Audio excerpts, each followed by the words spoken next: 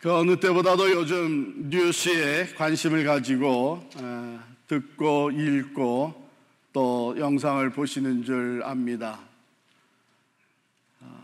이 코로나 바이러스 때문에 아주 많은 인포메이션을 우리가 접하게 되는데 참 그 중에는 헛소문, 잘못된 뉴스도 꽤 있는 것 같아요. 지난 주간에 우리 지역의 대형 한 마트에 이단의 무리 200~300명이 다녀갔다고 해가지고 뉴스가 돌았는데 결국은 헛소문이라고 하는 것이 다 드러났죠. 제가 아침에 한국 방송을 듣는데 라디오에서 한국의 뉴스죠. 문재인 대통령이 제약회사 대표들과 함께 긴급 회동을 갖고 거기서 보고를 받았는데 이번에 코로나 바이러스 감염이 되게 되면 그것이 나중에 치유가 된다고 해도 그 허파의 데미지가 거의 퍼머넌트한 데미지가 간다 하는 이런 뉴스가 나왔는데 그것이 헛소문이었습니다. 그런 회동을 청와대에서 가진 적도 없다고 하는 것이죠. 참 이상해요. 이런 때 어떻게 이런 전혀 근거도 없는 소문들이 돌아다니는지. 우리가 까딱 잘못하면 어둠의 권세가 이런 것들을 틈타서 사람 사이의 신뢰를 깨뜨리고 두려움을 더해주며 결국은 우리 스스로가 방황하고 또 이 두려움에 우리의 삶이 망가지게 할 수도 있겠구나 하는 이런 생각을 갖게 되면서 오늘 여러분과 함께 나누는 말씀은 기쁜 뉴스입니다. 첫 번째 기쁜 뉴스는 언젠가 이 코로나 바이러스는 다 사라집니다. 이게 영원한 것이 아니겠죠. 과거 역사를 보게 되면. 이번에 선교교육센터 이제 구입의 길이 열렸다 하는 것을 제가 지난 주간에 답을 받고 이제 준비하기 위해서 몇 사람들과 연락을 하는데 그래서 이 소식을 접하는 사람들마다 정말 잘 좋습니다. 정말 잘 됐습니다. 정말 하나님께서 우리에게 응답해 주셨습니다. 얼마나들 기뻐하시는지 몰라요. 오늘은 그거보다 더 기쁜 소식, 세상에서, 아니 오늘 세상뿐이 아니고 과거, 현재, 미래의 온 세상에서 가장 좋은 그 뉴스를 우리가 말씀에서 접하게 됩니다. 마가복음의 시작 부분인데요, 하나님의 아들 예수 그리스도의 복음의 시작이라 이렇게 선포하고 있어요. 이것을 헬라 본문 원어로 보게 되면은 그 단어의 순서가 조금 다른데 영어 번역은 정확하게 순서대로 번역을 해놨어요. The beginning of the gospel of Jesus Christ, the Son of God. 이게 원문에 있는 그 순서대로입니다. 여기에 기독교 신앙의 가장 중요한 네 단어가 나옵니다. 처음에 나온 단어가 시작, 새로운 시작이라는 것이죠. 두 번째가 복음, 세 번째가 예수 그리스도, 그리고 네 번째가 하나님의 아들. 이 복음서의 제일 앞부분 선포되어지는 이 내용에 이 네 단어가 등장하고 있는 거예요. 이 단어들을 우리 가만히 간단히 살펴보겠습니다. 먼저 복음이라고 하는 단어, 유앙겔리온이라고 헬라 단어인데 기쁨의 소식 또는 기쁨을 주는 소식이라고 하는 의미예요. 이 단어가 예수님 당시 고대 로마에서는 황제와 관련된 모든 좋은 소식을 표현할 때 사용했던 단어예요. 이를테면 황제의 출생, 생일, 즉위식, 그리고 군사적 또는 정치적 승전보, 이렇게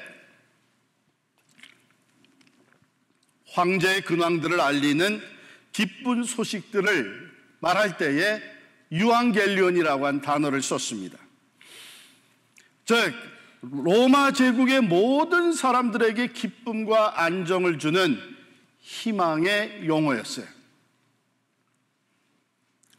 바로 그것을 성경은 유앙겔리온, 즉 복음, 굿뉴스라고 번역을 하는데, 복음서의 저자들과 사도 바울이 당시 황제에게만 적용되었던 이 단어의 개념을 그대로 살려서 예수의 생애야말로, 예수의 십자가와 부활, 그것이야말로 진정한 유앙겔리온이다, 진정한 복음이라고 하는 것을 세계에 선포하게 된 겁니다.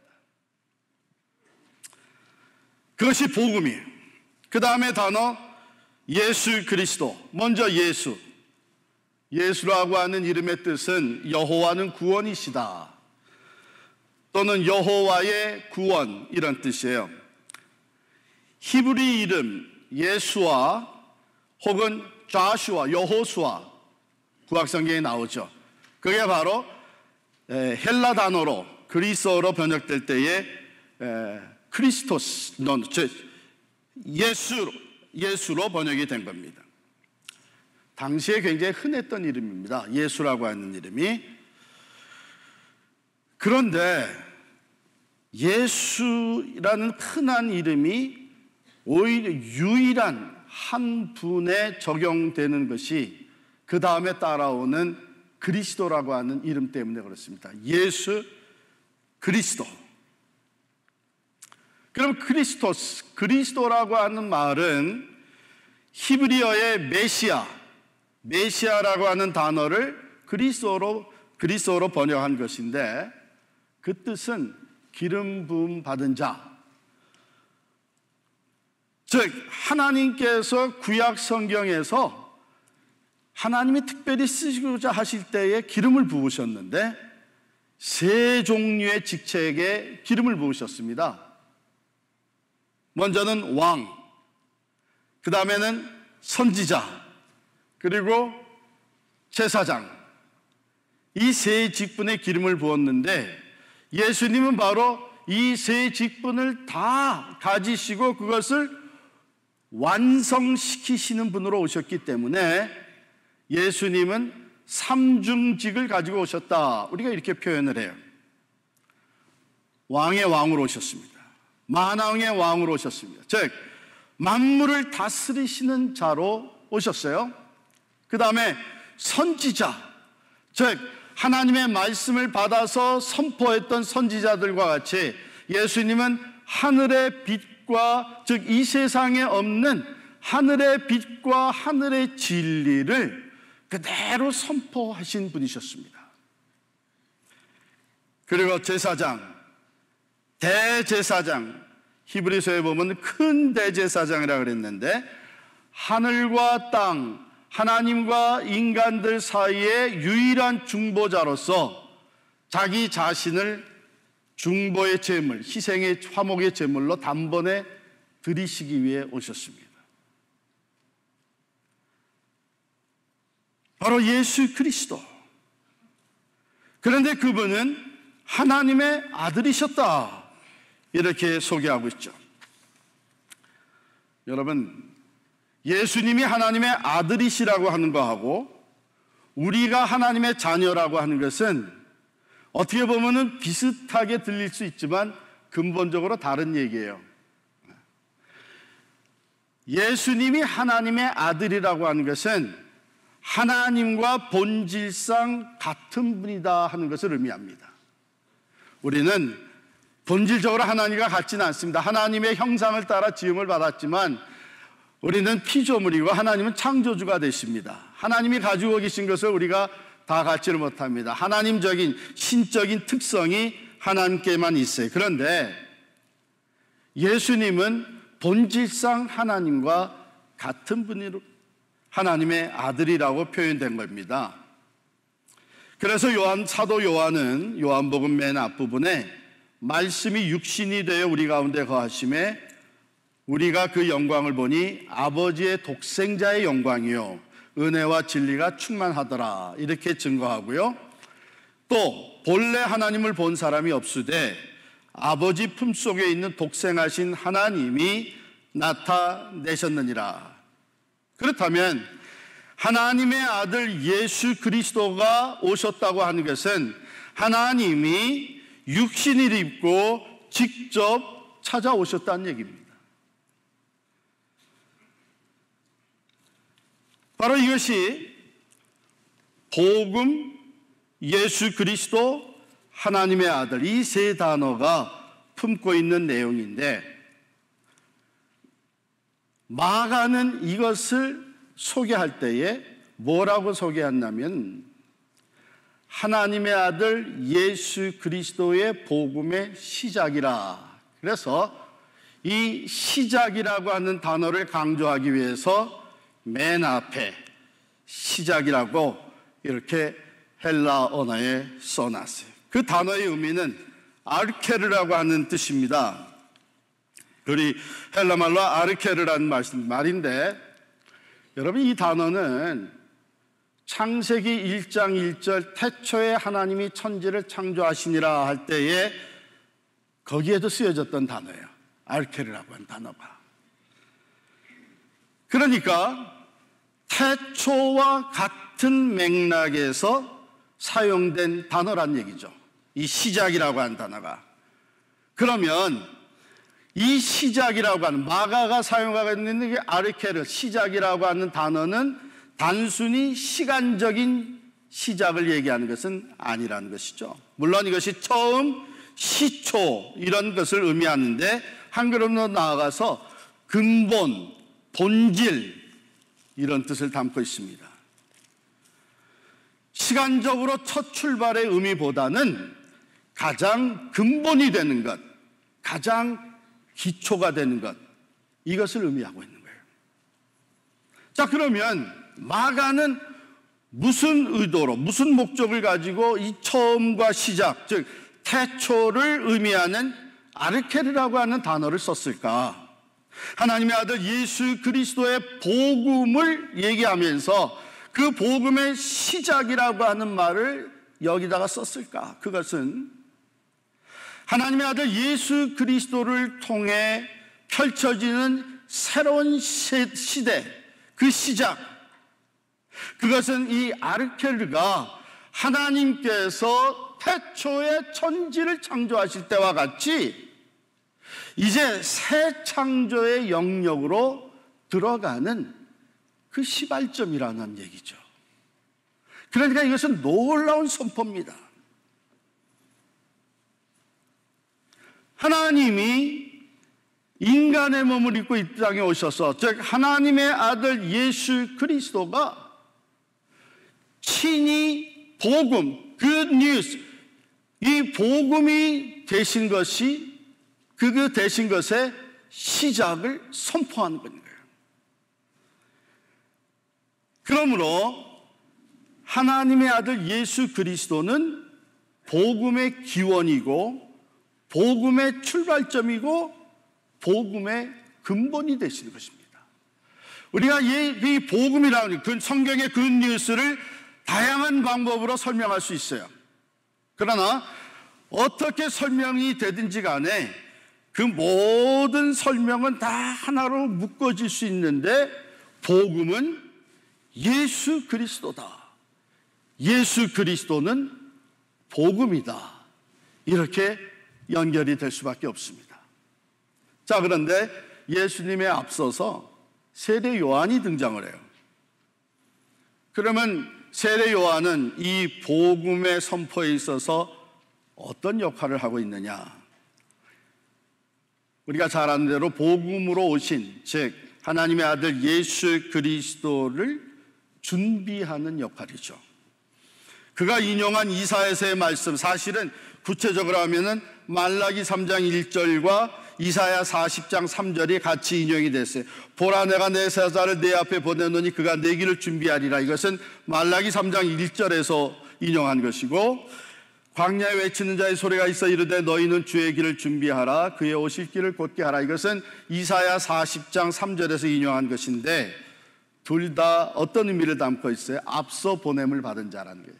앞서 보냄을 받아 준비하는 일을 하는 사람, 즉 당시에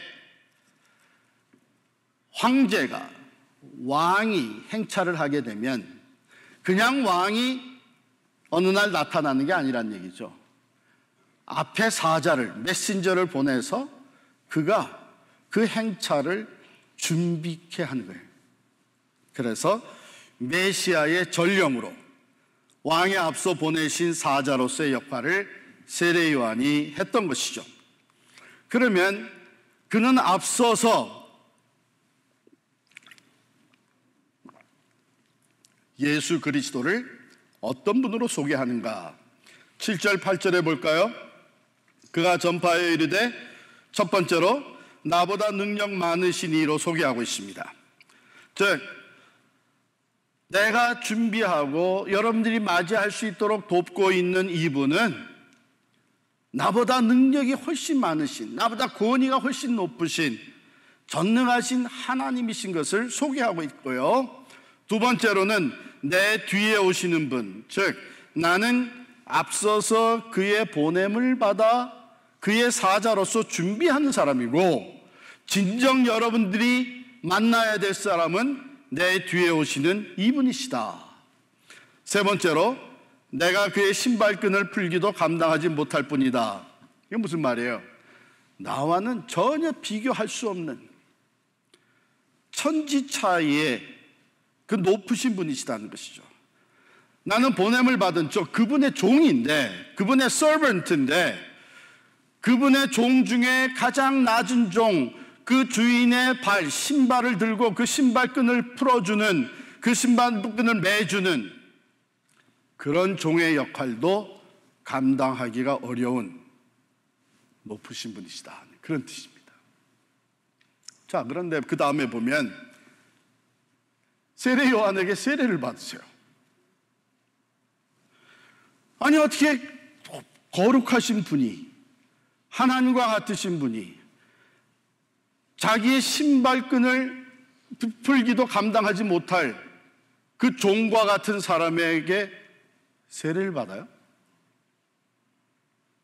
여기서 갈등이 생기는 거예요.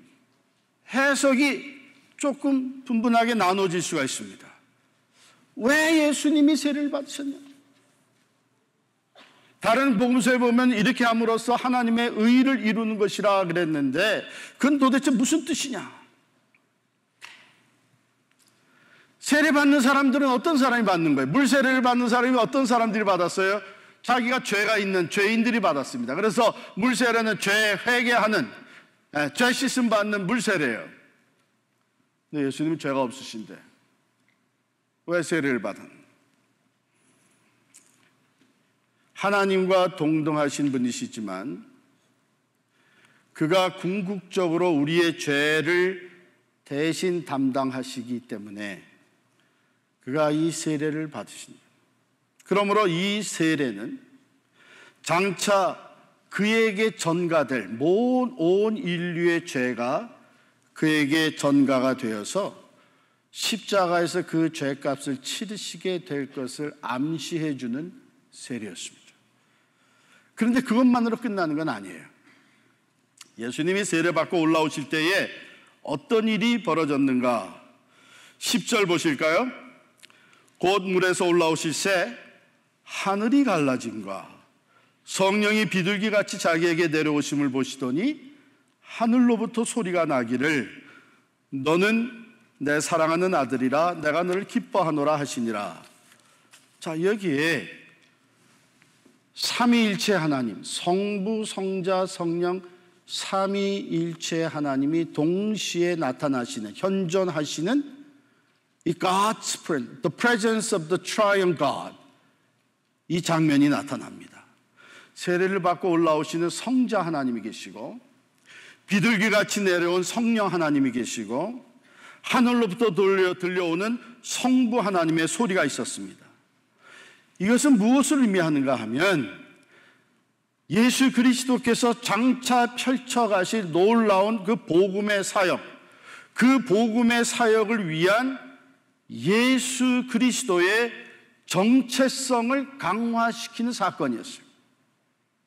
그가 어떤 분이냐? 그의 정체가 뭐냐?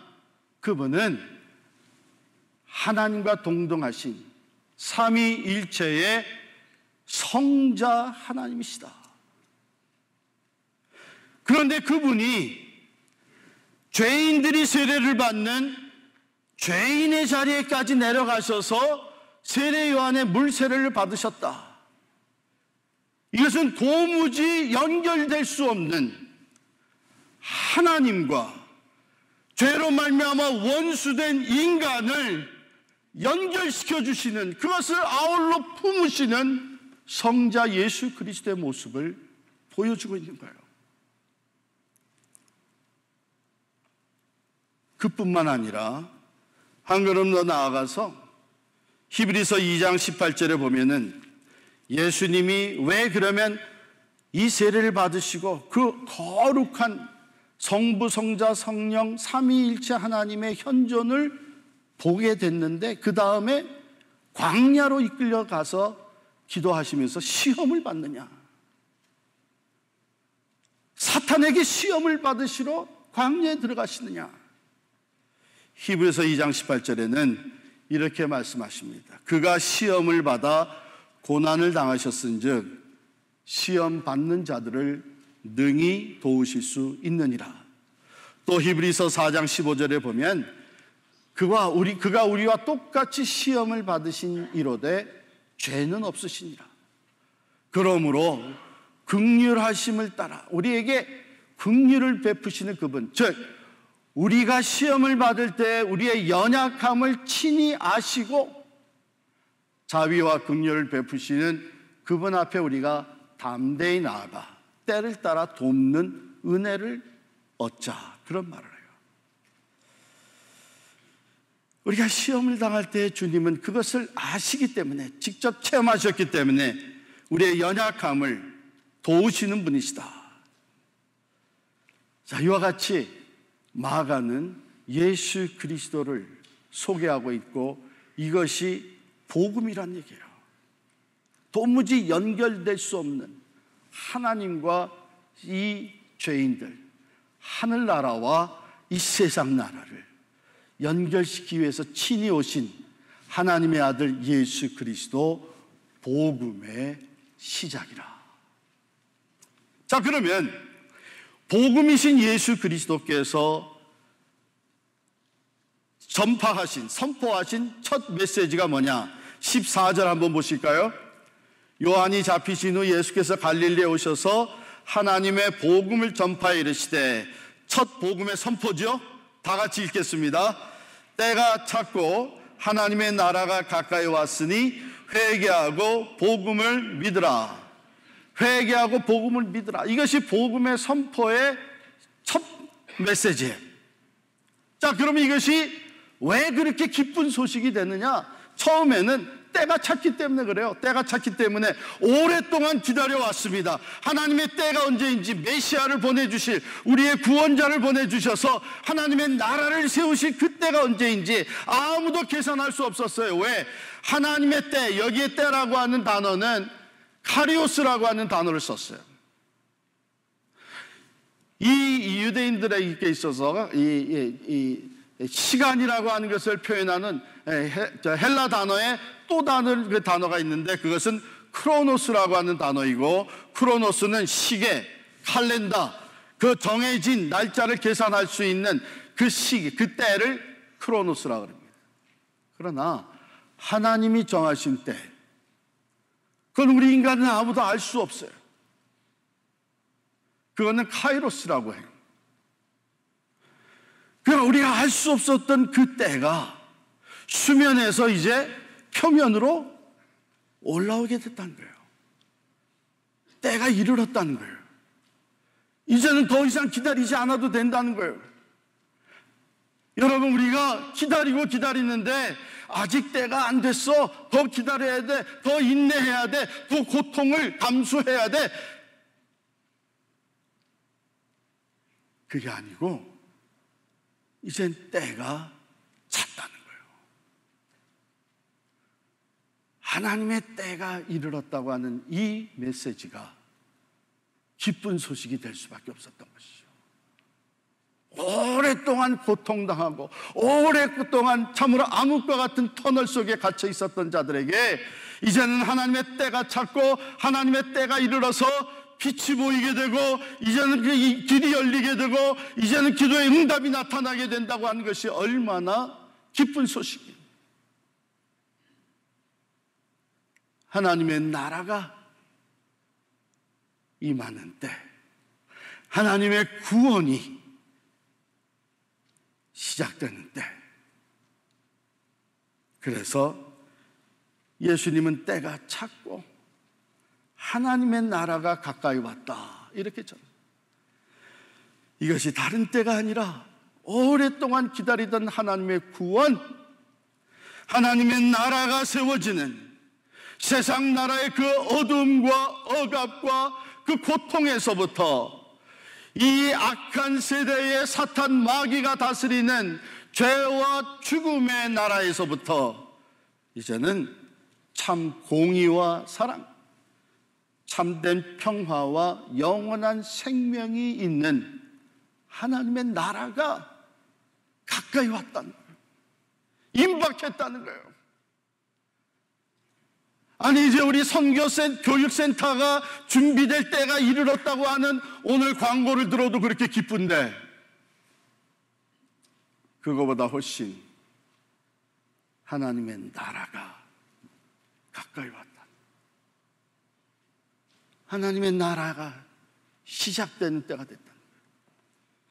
이게 얼마나 기쁜 소식이에요.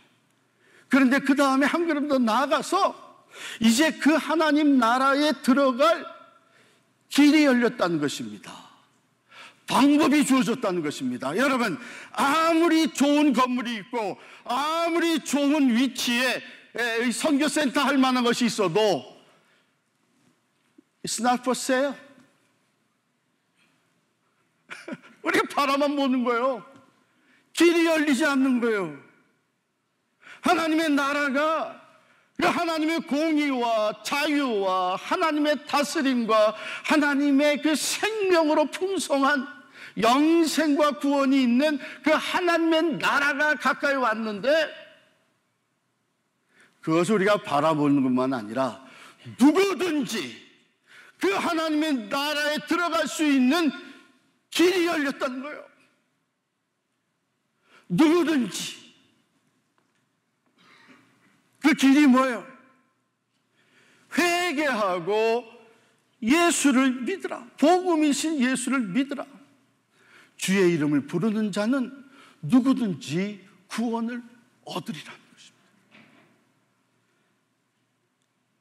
이것이 복음의 시작이에요. 그런데 이 복음의 시작은 이미 2000년 전에 선포되었습니다. 이 복음의 시작, 선포된 복음의 시작과 함께 땅끝까지 이 복음의 역사가 진행이 되어 왔습니다.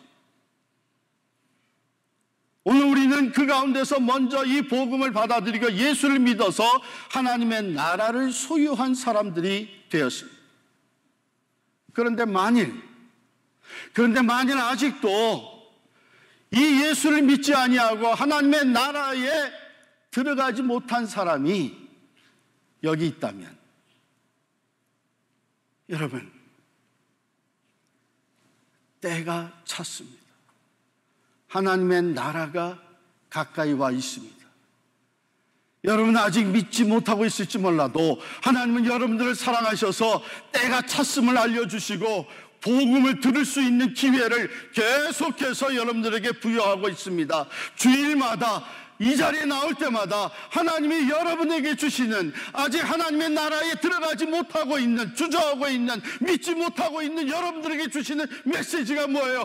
때가 찼다. 하나님의 나라가 바로 여기 임박해 왔다. 속히 회개하고 믿어라. 그러면 너도 그 하나님 나라의 백성이 될 것이요, 하나님 나라를 소유한 하나님의 자녀가 될 것이다. 하나님의 나라가 가까이 왔습니다. 여러분이 믿지 않는 가정에서 자랐고 믿지 않는 가족들과 어울려 있는데, 그 중에 지금 어느 한 사람이 왠지 갑자기 예수를 믿게 됐어요.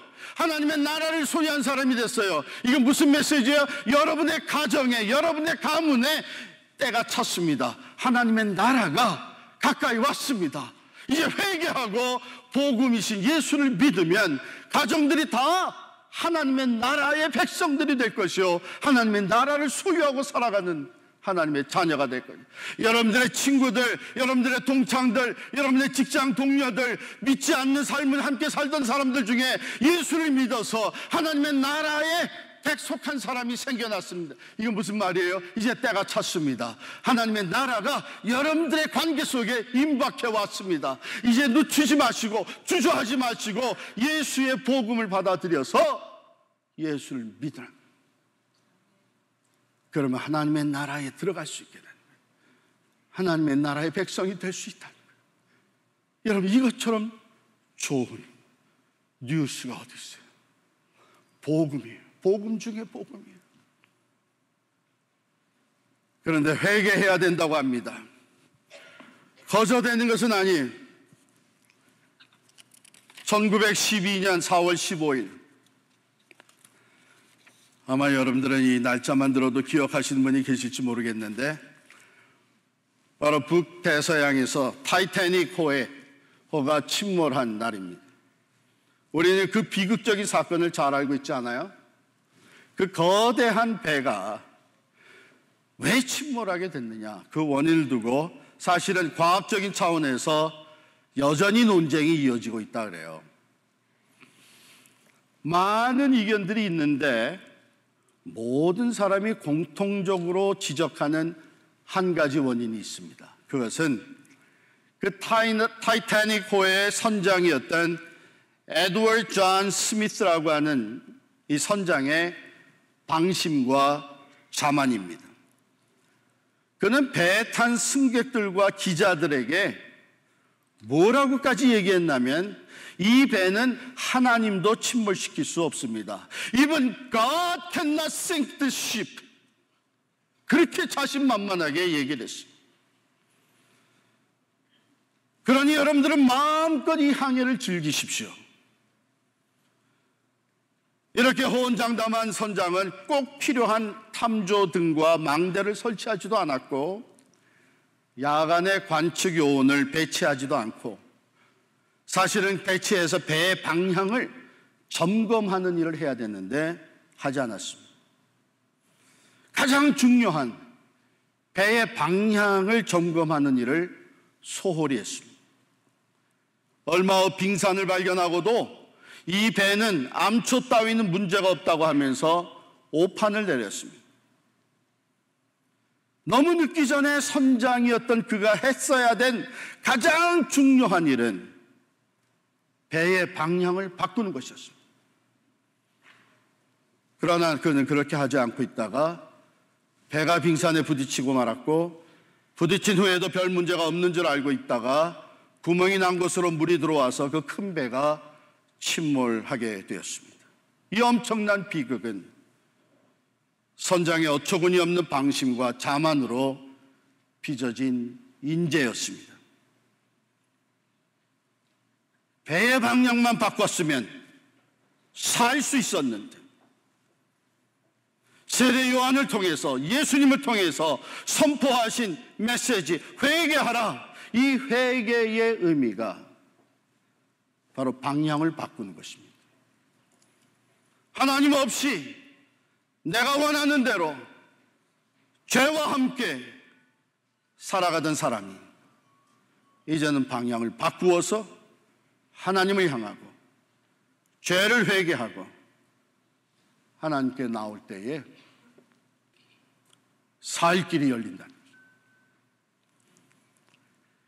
그것이 복음으로 오신 예수님께서 선포하신 첫 번째 메시지였습니다. 복음의 핵심. 때가 찼고 하나님의 나라가 가까이 왔으니 회개하고 복음을 믿으라. 나를 믿으라는 것이죠.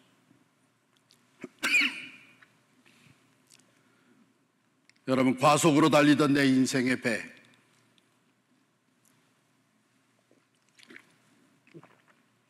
회개라고 하는 것은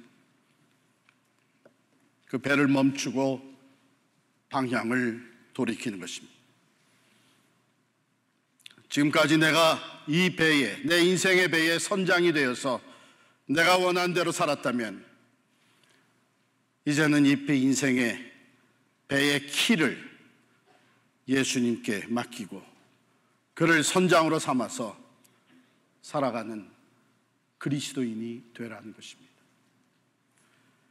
그 예수님의 인도하심을 따라 살아가는 것이 하나님의 나라를 누리며 살아가는 것입니다. 그것이 복음 안에서 기쁨을 누리면서 살아가는 것입니다. 복음의 기쁨은 세상에서 우리가 얻는 기쁨과 다릅니다. 세상에서 우리가 누리는 기쁨은 많은 경우 어떤 한쪽은 기쁨이 되지만 다른 쪽은 기뻐할 수가 없는 일입니다. 운동 경기에서 승리한 쪽은 기쁩니다. 패한 쪽은 슬픕니다. 돈을 많이 벌어서 횡재한 사람은 기쁩니다. 그러나 그렇지 못한 사람은 고통스럽습니다. 그러나 예수 그리스도의 복음은 누구에게나 동일하게 기쁨이 됩니다. 뿐만 아니라 이 예수 그리스도의 복음의 기쁨은 지속성이 있는 것이죠. 세상의 기쁨은 잠깐이요, 순간적이라면 예수 안에서 얻는 구원의 기쁨은 영원한 것입니다. 뿐만 아니라 이 복음의 기쁨은 날이 갈수록 기쁨이 더해집니다. 복음이신 예수 그리스도를 더 깊이 알아갈수록 기쁨이 더해지는 거예요. 사랑하는 성도 여러분, 복음의 시작이 2000년 전에 선포되었습니다. 그런데 오늘도 이 복음이 필요한 곳에 복음의 시작이 계속해서 선포되어지고 있습니다.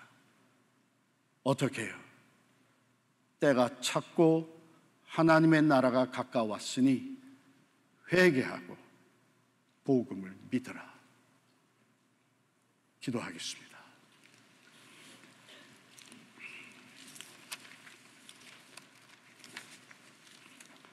하나님 아버지, 참 복음이신 예수 그리스도를 우리에게 보내주셔서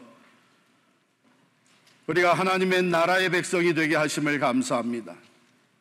우리 가운데 아직 예수 그리스도를 믿고 영접해드리지 못한 사람이 있다면 주여, 이 사순절이 다 끝나기 전에 오늘 이 메시지, 복음의 선포가 저들의 마음과 생각에서 떠나지 않게 하여 주시사 하나님 주어주신 이 기회에, 주신 이 때에 하나님의 나라가 나 가까이 와 있음을 깨닫고 회개하고 복음이신 예수 그리스도를 믿을 수 있도록 도와주시옵소서. 하나님께서는 우리에게 이 복음의 기쁨을 누릴 뿐만 아니라 베드로와 안드레, 야고보와 요한을 부르셔서 이 복음을 전파하는 자가 되도록 제자 삼으신 것처럼 오늘 우리들 부르시고 우리로 하여금 가서 복음을 전파하라고 세례 요한과 같이 그 길을 준비하는 하나님의 사람들로 세워주신 것을 저희들이 기억하게 하여 주옵소서.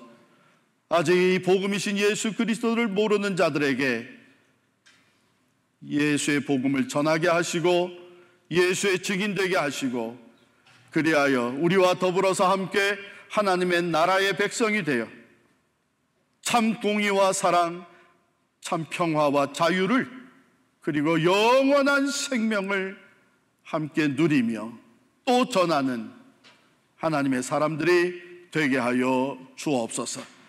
예수님의 이름으로 기도하옵나이다. 아멘.